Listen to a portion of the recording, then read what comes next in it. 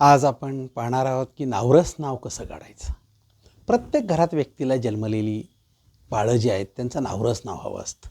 कारण 12व्या दिवशी आपण जेव्हा पाळण्यात घालतो तेव्हा नावरस नाव काय आलं आहे बघतात आणि मग ते नाव जे असेल ती आत्या घेते आणि ते कानात कुर्र करते. मग ज्योतिषाला काय विचारतात, तुम्हाला नाव सुचत नाही? तर त्याचं कारण असं, ज्या जोडप्याला मूल होतं त्या आईला आणि त्या होणाऱ्या मुलाच्या बाबाला काहीतरी वेगवेगळं ना, आईला एक नाव ठेवायचं असतं आणि बाबाला वेगळं नाव ठेवायचं असतं. यांच्यामध्ये कॉम्बिनेशन होत नाही. बरं, समजा झालं, आईनं एक ठेवलं आणि वडील म्हणले बरं तुझं बरोबर आहे तेच आपण ठेवूया. ओके, ठरलं आपलं. आता प्रश्न असा आला की 12वा दिवस आला. काही जणं की 12व्याच्या ऐवजी ते नाव न ठेवता आपण काही अडचणीमुळे सीझर झालं आहे, अडचण आहे, गोंधळ आहे, बाळ आजारी आहे, तर ते महिन्यानं 2 महिन्यानं तुमच्या सवडीनं ठेवलं तर चालेल, अडचण नाही. परंतु आता प्रश्न असा आला की हे नावरस नाव ठेवत असताना आत्या बोलवले, त्याला मान दिलेला आहे. म्हणजे याचा अर्थ असा, मानसशास्त्र असं म्हणतं की एखाद्या घरात एखादी मुलगी आल्यानंतर तिचे त्या घरातले संबंध, त्या नवऱ्यावर असणारा पगडा, ती सासू आणि सासरा यांच्याबद्दल असणारं एक मतं, ह्या सगळ्यांचा विचार करत असता त्या घरामध्ये लग्न होऊन गेलेली जी मुलगी आहे ती हिलाच ती परकी वाटत असते, कारण ही बाहेरून आलेली असते. मग तिचे आणि ह्यांचे संबंध फारसे चांगले नसतात. बऱ्याच वेळा आज तर ते संबंध आपण इतके बिघडत चाललो, आपल्याला नातेसंबंध टिकवण्यासाठी एखादी कार्यशाळाच घ्यावी लागेल अशा अवस्थेला आपण आलेलो आहोत. एवढ्या एवढ्या कारणावरून आपण रागाला येतो आणि माणसं तोडतो. वेडे आहोत काय? नाही. पण घरोघरी हे दिसतं आपल्याला. आणि मग एखाद्या घरात मूल जन्माला आलं की उत्तम चांगलं असेल तर आत्याला मानानं बोलवलं जातं. समजा 2 आत्या आहेत, 3 आत्या आहेत, तर त्यांना मानानं या, तुमचा मानपान करा, मिस्टरांना बोलवा, दाजींना बोलवा, आमच्या या सगळे या, नावरस नाव ठेवायला बाळाचं या, आत्यानं पहिल्यांदा आत्याला मान. म्हणजे हा मानसशास्त्रीय विचार काय केला गेलेला आहे, तर दुरावलेले संबंध पुन्हा त्या लोकांना मान देऊन बोलवायचे आणि पुन्हा ते चांगले सुरळीत व्हावेत, हा त्यातला एकमेव घटक आहे. त्यामुळं आपण प्रयत्न करा, त्या नादानं तरी पुन्हा त्या बहिणी घरी आल्या पाहिजेत, त्यांना पुन्हा माहेरपणाचा ओलावा मिळाला पाहिजे आणि त्यांनी पुन्हा आमच्या घरात येऊन आमचं बाळ, त्याची आई, त्याचे वडील, त्याची आजी, त्यांच्या आजोबा ह्या सगळ्यांची पापीच घ्यायला पाहिजे. खरं तर का, अगं तुला इतक्या मानानं बोलवलं आहे, तू ह्या घरचीच आहेस, वेगळी नाही आहेस, भांडू नकोस, राग आला असलं तर सोडून दे एकदा. लक्षात, राग हा क्रोधकारी, वेडी आहेस, असं नाही करायचं, असं नाही, हे सगळं विसरायला जा आणि पुन्हा आपले पहिल्यासारखे संबंध प्रस्थापित व्हावेत. हा खरा हेतू मानसशास्त्रीय त्यामध्ये आहे. म्हणून आत्याला बोलवलं जातं. सख्या आत्या नसले तर आपण चुलत आत्या, मावस आत्या, कोणीतरी बोलवतोच. मग आता ती जी आत्या असते तिला ह्यांच्या ह्या मुलामध्ये, ह्यांच्या बाळामध्ये, ह्यांच्या त्या कुटुंबामध्ये फारसं काही स्वास्थ्य नसतं. काय कुठलं तर जायचं, आपलं बोलवलं म्हणून मला पण वेळ नाही तरी पण मी चालले असं म्हणते, ती येते, ती तिच्याच तंद्रीत असते, कारण तिचा संसार आहे, तिचं घर आहे, तिची मुलं आहेत, तिला तिचे व्याप आहेत, त्यातनं ती आलेली असते. आणि मग आली की बऱ्याच वेळा येते म्हणजे एखाद्या साडीच्या अपेक्षेने येते, पण तिला छान साडी घेऊन द्यायला हवी, माझं असं मत आहे. द्यायलाच हवी, की त्यासाठी येते का नाही, तर त्यासाठी तरी कमी ना तिचा मान ठेवायला हवा. मग तिला आल्यानंतर ह्या बाळामध्ये किंवा बारशामध्ये फारसा काही इंटरेस्ट नसतो, कारण तिची जायची लगबग, किती वाजता करणार आहेत, किती वेळ दिली, मला जायला पाहिजे, मला गाडी आमका, अरे बापरे. म्हणजे तिचं ध्यान असतं ना ते जाण्याकडे असतं, तिचं घरघार उडते आकाशी, लक्ष तिचे पिलापाशी. ही वस्तुस्थिती खरी आहे आणि तिनं तसंच जगावं. माझं तर मत आहे, तिनं सगळं इथं झोकून देऊन सगळं सोडून देऊन ये असं नाही. परंतु त्यात तिला इंटरेस्ट नसेल तेव्हा ती काय करते, मग काय नाव ठेवायचं, मी कशाला विचार करू बाई, मला काय त्यातलं कळतं असं म्हणायचं. मग ते ज्योतिषाकडनं काय नाव आलं आहे का, नवरस नाव, हां चला हे का ह्यानं आणून दिलं आहे, मग ते घ्यायचं, बघायचं आमका आलं आहे काय, बरं मुलगा आहे का मुलगी, आमका, मुलगा असेल तर कुर्र, मुलगी असेल तर कुर्र, काम झालं टुर झालं, आपली साडी घेतली फुर्र. अरे काय चाललंय काय, इतका सुंदर सोहळा आहे हा. परंतु ही वस्तुस्थिती आज अशीच आहे, यात बदल नाही. मग असं जर असेल तर आपल्याला ते नावरस नाव शोधून देत असताना निदान ते ठेवता यावं असं तर द्यायला पाहिजे. आपली भूमिका ही जी आहे ती चांगलं द्यायला पाहिजे. परंतु पंचांगामध्ये काही त्रुटी आहेत. ज्योतिषी खूप चांगलं नाव द्यायला तयार आहे, पण ते नाव देण्यासाठी त्याच्याकडे कुवत नको काय. मग आता प्रश्न असा की आपण काय करतो, तर पंचांगाचा अवकडा चार्ट काढला की तुमच्या लक्षात येईल नावरस नाव कसं काढावं. अ व क हडा चक्रामध्ये एकूण 1 ते 27 अशी नक्षत्र दिलेले आहेत. अश्विनीपासून अश्विनी, भरणी, कृतिका, रोहिणी याप्रमाणे शेवटी रेवतीपर्यंत ही 27 नक्षत्र, त्याला नंबर पण दिलेले आहेत. आता प्रश्न असा की प्रत्येक एका नक्षत्राचे 4 चरण म्हणजे 4 भाग केलेले आहेत. म्हणजे एका नक्षत्राचे जर 4 तर 27 गुणिले 4 108 चरण झाले आणि प्रत्येक चरणाला एक अक्षर दिलेला आहे. त्याला चरणाक्षर असा शब्द वापरलेला आहे. मग हे चरणाक्षर जे आहेत ना ते किती आहेत एकूण? नावरस नावाची चरणाक्षरे आहेत 108 आणि त्या प्रत्येक 108ला एक एक एक एक आ इ उ ओ ल ल क क छ असे नावं दिलेत, असे अक्षर दिलेत. पण आता त्यामध्ये सुद्धा प्रॉब्लेम आहे काय? त्यामध्ये काही नावं आहेत का नाही, बाजारात पुस्तकं मिळतात, बाळाची 1000 नावे अमकं तमकं, परंतु ती ठराविकच अक्षरानं सुरुवात होणारी आहेत. काही अक्षरानं नावच नाही आहेत आणि मग ती दिलेली नावं हसण्यासारखी असतात. बघा आता त्या मेष राशीमध्ये च अक्षर आहे. आता चू आलं आणि मुलगा असेल तर काय द्यायचं? मग हे कुठं तर लिहिलं असते चुमाजी. बाई असेल तर चे नाव असेल, मुलगी असेल चेपाबाई, मुलगा असेल तर चो नाव चोपदार. हे नावं झाली का काय? पण पर्याय नाही ज्योतिषाकडं काय. त्याला हसू नका, आपण पण तीच देणार आहोत, पण आपण पर्याय शोधणार आहोत आज. आता लू नाव आहे. एका जागी मी बघितलं लुलूराज. अरे हे काय नाव आहे का लुल्लूराज? पण त्याला पर्याय काही नाही, तुम्ही सुचवा एखादं चांगलं नाव. नाही म्हणतात. लू हे शब्द आहे. मग समजा लुनाबाई हे नावं झालं काय? हां, ईवरून एखादं इफ्तिकार असं लिहिलं होतं. आता जोशी कुटुंबातलं मुलगा आणि इफ्तिकार कसं रे बाबा म्हणलं. नाही मला काय माहिती, नावरस नाव आलं आहे म्हणलं. नावरस नाव पंचांगात नसतं, फक्त ई असं अक्षर येणार, आपण ते नाव द्यायचं असतं. त्यामुळं आपण काय नाव देतो, ते धर्म कुठला, त्यांची रास कुठली, ते कुठले आहेत ह्याचा विचार करून द्या तुम्ही. म्हणजे काय माहिती का, आपल्याला ते मानसिकदृष्ट्या क्लेश होणार नाही. त्यानंतर आता घु अक्षर आलं. घुमाजी हे मुलाचं नाव आहे. कोण ठेवल काय हो एवढा खर्च करून घुमाजी वगैरे असं? आणि म्हणलं तर तू घुम्या आहेस घुमाजी, तर त्याचं आयुष्यभर मानसिकदृष्ट्या काय होईल तो? गुमाबाई. ह असलं की हानाजी. हानाजी हे नाव आहे. कुणाला हानावं आता ह्यानं? हानाजी. हासूबाई. हा वरून नाव आलं, काय करायचं सांगा मला तुम्ही? डा हा कर्क राशीतला शब्द आहे. डावरून कधी कोणी नाव ठेवलं आहे का? डामाजी. डी वरून डिमाजी. बाई असली तर डिमाबाई. डुडेराव.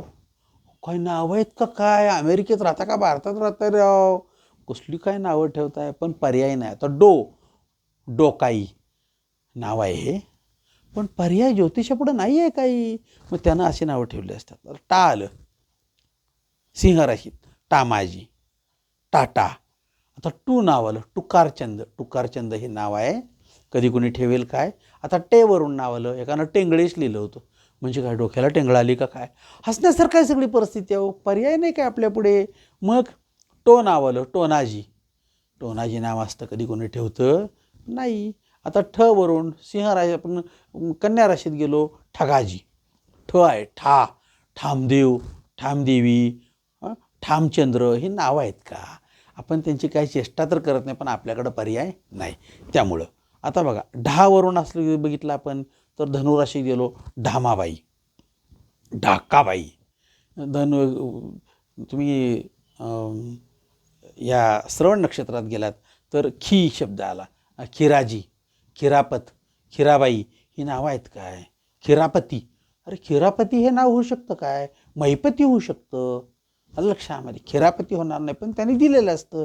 खिमाक्का एका मुलीचं नाव होतं बघा. आलेल्या पत्रिकांमध्ये नावं हसल्यानंतर हसू येतं. मला सांगतोय तुम्हाला काय लिहितात. खेवरून खेला, खेतल अशी नावं दिलेली होती. आता पर्याय त्यांच्याकडे नव्हता. मी त्यांना हसत नाही, पण हे सगळी नावं बघितल्यावर आपल्याला हसू येतं. ही परिस्थिती आहे. आता हे जर बघितलं आपण तर ज्यांची जन्मदिनांक आणि वेळ उपलब्ध नाही अशांसाठी सुद्धा त्यांनी व्यवस्था केलेली आहे. पण प्रश्न असा आहे की आपण ही नावं जी आहेत ती द्यायची. तर मी ह्याला एक चांगला पर्याय सुचवतो तुम्हाला. डोक्याला अजिबात त्रास करून घ्यायचा नाही. असं जर असेल तर ज्योतिषी म्हणून किंवा सर्वसामान्य माणूस म्हणून नाव ठेवत असताना एक लक्षात ठेवायचं. मुलगा असेल तर मदेव आणि मुलगी असेल तर मदेवी, हे डोक्यात ठेवायचं. मदेव. तुम्ही ह्यातलं जगातलं कुठलंही अक्षर ह्याच्या पुढं लावा. मदेव काही लावा. ल लूमदेव, चू चूमदेव, पमदेव, कमदेव, इमदेव, डीमदेव, काय असेल ते टूमदेव, टोमदेव, ढामदेव, काय असेल ते ढामदेवी. म्हणजे ज्यामध्ये विचित्रपणा असा काही नाही आहे. आपल्याकडे 36 कोटी देव आहे, त्यातला हा कुठला तरी देव असला पाहिजे असं म्हणतं की मग हे सोपं झालं. आपल्याला त्रास नाही, विचित्र शोधायला त्रास नाही. सगळ्यात चांगला मार्ग. ज्यांची नावं आता स वरून 100भर नावं आहेत, प वरून 100भर नावं आहेत, म वरून 100भर नावं आहेत, बरोबर आहे. परंतु ट वरून मिळणार नाही, ठ वरून नाही. त्यावेळी म देव आणि म देवी ह्याला प्रिफिक्स म्हणतात. सफिक्स आणि प्रिफिक्स असे दोन भेटता येतात. म्हणजे एखाद्या गोष्टीला पुढं किंवा मागं, तर हे सगळे मागं लावायचे. ह्या सगळ्या ट्रॉल्या येतात. तुम्ही ह्याला तुमचं इंजिन, तुमचे ट्रॅक्टर लावा, काय असेल ते इकडे ट्रॅक्टर लावा, हे आमची ट्रॉली तुम्हाला काम करून देईल सगळं तुमची. लक्षात ठेवा, हे सगळे ह्या ट्रॉल्या आहेत आमच्या, ह्या वापरा. पुढं कुठलं पाहिजे तर नाव ठेवा आणि ते मदेव मदेवी लावा. हे सगळं करणं अतिशय सोपं काम मी तुमच्यासमोर ठेवतो आहे. प्रयत्न करा. आपल्याला त्रास करायचा नाही, त्रास करून द्यायचा नाही, आपलं हसवू द्यायचं नाही, बाळाचं पण हसवू द्यायचं नाही. आणि नाव ठेवणाऱ्याला काय आहे, काय ठेवतो याचंसुद्धा भान नसलं तर त्याला लाज वाटेल. मला सांगा की एखाद्या बाईनं डुडेराव नाव ठेवायचं, 12 वर्षानंतर मुलगा झाला आणि त्याचं डुडेराव. आता तिला काय वाटेल? 1000 रुपयाची 1,500-2,000 रुपयाची मस्त साडी घेऊन जाणार नाही, डुडेराव नाव ठेवलं. अगं काय आत्या आहेस का काय? असं जर कोण म्हणलं तर तिला रडायला येईल की हो. पण तिची काहीच चूक नाही, या ज्योतिषी महाराजांनी दिलं. मग ते डुडेराव ठेवण्यापेक्षा डूमदेव ठेवलेलं बरं. मुलगी असेल तर डूमदेवी ठेवलेलं बरं. देव किंवा देवी म्हणलं की काही चालतंय आपल्याकडे. हे सोपं, म्हणजे ज्याचं काहीतरी डोक्याला त्रास होईल, टेन्शन येईल असला वापरायचा नाही. हे फार सुंदर करता येईल. आता हे झालं नावरस नाव. आता ह्या नावरस नावाच्या नंतर, हे जन्मल्यानंतर तुम्ही ज्या राशीत तुमचा चंद्र असेल त्याप्रमाणे तुमचं नक्षत्र आणि त्याप्रमाणे नाव काढतो. पण काही वेळेला अडचण अशी आलेली आहे की काही लोकांची नावरस नाव काढायला जन्मतारखा वेळ नाहीत, जन्मतारखाच नाहीत. मग बरीचशी नावं अशी आहेत की आजही आमच्या आईनं, आमच्या वडिलांनी काय ठेवलेलं आम्हाला आठवत नाही आणि कुठं नाही आहे. मग मुलाचं नाव काहीतरी सांगतात, मुलीचं नाव काहीतरी सांगतात. जमतं आहे का बघा. आता हे जमतं का बघायसाठी आपण काय केलेलं आहे, तर त्याच्यामध्ये नामाक्षरांचे वैरवर्ग केलेले आहेत. नीट समजून घ्या. गोंधळ करतात आणि त्याचे परिणाम सगळे वेडे होतात. म्हणून पुन्हा म्हणतोय मी, नामाक्षरांचे वैरवर्ग. नाम म्हणजे ठेवलेले नाव, एखाद्या व्यक्तीचं ठेवलेलं नाव. ह्या वस्तूला हातातल्या माझ्या खडू असं म्हणतात. समाजानं ह्याचं नाव खडू असं ठेवलेलं आहे. ह्याचं नावरस नाव जन्माला आल्यावर खडू आलेलं नाही, हे ठेवलेलं नाव आहे. मग नामाक्षरांचे वैरवर्ग, ठेवलेलं नाव, याच्यावरून समजा ते काय आहे ते आलं. आता समजा हे गरुड, तर त्याच्या अलीकडे त्यांनी आ दिलेलं आहे बघा. ई, उ आणि ए अशी अक्षरं दिलेली आहेत. एखाद्या व्यक्तीचं नाव एकनाथ असं आहे, तर हे एकनाथ असेल तर त्याचा वैरवर्ग कुठला, तर त्याचा वर्ग आला गरुड. समजा आनंदीबाई, आनंद असं जर असेल, उमाबाई, उमेश, तर त्याचा कुठला आला वर्ग, कुठला आला गरुड असा वर्ग आला. मग आता हे नाव ठेवलेलं नाव आहे त्याचं. मी त्याला विचारलं तुझं नाव काय? उमेशवरून मी गरुड काढलं. याचा नावरस नावाशी संबंध नाही. कारण मी हे का बघितलं, नामाक्षराचे वैरवर्ग का पाहिले मी? जर समजा आपल्याकडे जन्मतारीख आणि वेळ उपलब्धच नसेल, तर त्या व्यक्तीचं आपल्याला नावरस नाव काढायचं असेल, तर आपण मग ह्या नावावरून त्याचं नाव जे आहे त्याच्यावरून काय केलं, त्याचा वैरवर्ग काढला. याचा अर्थ असा की हा काढलेला वैरवर्ग हा जन्मतारखेशी काही संबंधित नाही, जन्मतारीख उपलब्ध नाही म्हणून काढला. आणि मग त्याच्यावरून आपण ते वैरवर्ग बघितले, लग्न करून दिलं. ठीक आहे. आत्ता नेमकं उलटं काय झालं बघा. आत्ता नेमकं मला बघतो ना ते डोकं फिरायसारखी परिस्थिती येते. मुलीची जन्मतारीख आहे, मुलाची जन्मतारीख आहे, वेळ आहे, ठीक आहे. त्यावरून राशी काढल्या, 2 पत्रिका आल्या, सगळं झालं, जमितलं, बघितलं. मुलाचं नाव अमकं रास नक्षत्र चरण, मुलीचं राक्ष नक्षत्र चरण, याच्यावरून नावरस नाव काढलं, नावं बघितले. 28 गुण आले, लिहून दिलेलं आहे बघा पंचांगात. काही ज्योतिषांनी ह्या गोष्टी लिहून दिल्यात. त्यांनी पुन्हा एकदा बघा, आपण चुकीचा विचार करतोय का, चुकीचं सांगतोय का, चुकीचं आपण करत असू तर त्याची फळं चुकीची मिळतात. 28 गुण जमले, ओके. विवाह करायला काय प्रश्न नाही, छान करा. मग खाली परत अजून ते काय करतात माहिती का, हां आता हे मुलाचं नाव बघितलं, हे मुलाचं नाव ह्याच्यावरून आलं की आता मग मुलाचं नाव काय आहे, त्या उमेश, त्याची रास नक्षत्र चरण ही वेगवेगळी आहे. समजा त्याचं रास नक्षत्र कर्क रास आली आणि आश्लेषा नक्षत्र आलं तर त्याचं चरणाक्षर काय येणार, ड. समजा हे डूवरून आलेलं आहे, त्याचं कर्करास आश्लेषा नक्षत्र आलं, आता त्याचं डू आलं, त्याचं नाव आहे उमेश. त्याचा आणि ह्याचा काही संबंध आहे का, नाही, हे ठेवलेलं नाव. आता ह्याप्रमाणे 28 गुण आले ना, आले. हा प्राणी परत काय करतो उलटं बघा, ह्या उमेशवरून इथं जातो परत आणि आता ह्याचं गरुड येते म्हणतो, ह्याचं गरुड येते आणि त्या मुलीचं बघतो काय येते. मुलीचं काय बाबा, आता त्यांनी मुलीचं समजा दिलेलं असेल, सर्पाचं काय, त थ द ध न. आता ह्याचं उमेश, ते मुलीचं समजा नाव धनश्री आहे असं माना, ध वरून, आणि तिचं रास नक्षत्र चरण काढलं आहे, ते एक विशिष्ट रास नक्षत्र चरण, त्याच्यावरून आम्ही गुण बघितले 28. हे सगळं जमतं आहे ना. परत मग ह्या भानगडी कशाला करायला लागला, तो परत त्यांना सांगतो, हे बघा नावाप्रमाणे बघितलं ना तर मग हे चालू ठेवलेल्या तर हे गरुड आणि साप येतं आहे, मग जमत नाही बघा. गरज आहे का काही, हे कशासाठी आहे, हे नसेल तर हे बघायचं आहे, स्पष्ट सांगितलेलं आहे. मग काही वेळेला अजून एक गोंधळ केला जातो की हे आता इथं डू आलं आणि इथं समजा गृहीत धरा की इथं प आलं, तर हे ध आणि हे उ ह्यांचा काही संबंधच ठेवत नाही. हे डू आलं आणि हे प आलं, हे नावरस नाव आली, हे चरणाक्षर आली तुमची. आता हे चरणाक्षरसुद्धा हे गाढव यात बघतो आणि हे जमत नाही म्हणून पुन्हा सांगतो. मग एकावेळी ते असताना ह्या गोष्टी करायच्या नाहीत, इतकं स्पष्ट आहे. म्हणजे लोकांना पण समजावं की आपल्याला ज्या माणसानं बघून दिलं आहे त्याची काहीतरी चूक झालेली आहे. जर हे असेल तर ह्या गोष्टी करायच्या नाहीत. म्हणजे हे कसं झालं, एस टीवर मागे लिहिलं असतं बघा, जेथे सामानाचे चढउतार करण्यासाठी हमाल नसेल तेथे कंडक्टर मदत करेल, मदत, तो हमाल नव्हे, तो मदत करेल. पण एस टी स्टँडमध्ये गाडी लागलेली आणि मी कंडक्टरला म्हणलो होते काय लिहिलं वाचा, चला मला मदत करा, तो म्हणणार दिन झपाटा. जिथे कुठं नसेल आणि खरोखरच खूप अवजड सामान आहे आणि तुझी काढायची क्षमता नाही आहे, मग तुला मी मदत करेन. तसं इथं आहे, ज्याची रास नक्षत्र चरण काढण्यासाठी जन्मतारीख वेळ उपलब्ध नाही त्यांच्यासाठी हे नामाप्रमाणे वैरवर्ग आहेत, याचा वापर करू नका. हे जर असेल तर हे घेऊ नका. जर हे आणि हे काढायचं तर मग ह्या नावरस नावांचा इथं काय उपयोग नाही आहे, कारण नावरस नाव हे ठेवलेलं नाव नव्हे, हे डूवरून त्या माणसाचं नाव ठेवलेलं नाही, हे नामाक्षराचे वर्ग आहेत.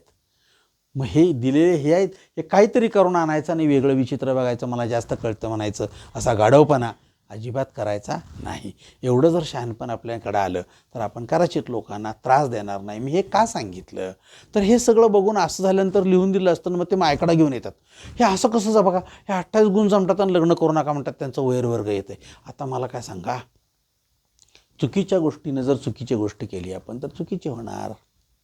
कानात घालायला कान कोरणं आहे किंवा तो कॉटन बड आहे, तरीसुद्धा आम्ही जर गाडीची किल्ली कानात घालायला सुरुवात केली तर दुखणार नाही का कान आमचा. चुकीच्या गोष्टी चुकीच्या जागी वापरायच्या ही आपली सवय आहे, आपण विचित्र नाही आहे, आपल्याला ह्या सगळ्या घाण सवयी आहेत आणि त्याचा परिणाम म्हणून हे लोक असं करतात. हे मुद्दाम करतात असं नाही, हे अज्ञान आहे. जर हे अज्ञान असेल तर सज्ञान व्हा, शहाणं व्हा. काल झाली चूक असेल सोडून द्या, पाताळात जाऊ दे किंवा आकाशात जाऊ दे अग्नीच्या बरोबर, आणि मग आपण निदान आज झालेली ही चूक उद्या करणार नाही असा एक विचार करा. आपण लोकांना असं चुकीचं सांगून त्यांचं मानसिक भ्रम करणार नाही. मानसशास्त्रीयदृष्ट्या त्या लोकांना आपण आनंद देण्यासाठी बसलो आहे तर त्याचा मानसिक गोंधळ होणार नाही याची 10 वेळा दक्षता ज्योतिषी म्हणून आपण घेणं आपलं कर्तव्य ठरतं. प्रयत्न करा, शिका, पुन्हा एकदा बघा, पुन्हा एकदा वाचून बघा. काय चूक असेल तर मला पुन्हा एकदा कमेंटमध्ये सांगा की सर तुमचं चुकतं आहे, आम्ही आमचं बरोबर आहे आणि आम्ही त्याच पद्धतीने जाणार. मग मी तुमच्या पायावर डोकं ठेवून धन्यवाद म्हणून तुम्हाला आशीर्वाद द्यायला तयार आहे. काय पर्याय नाही काही गोष्टींचा.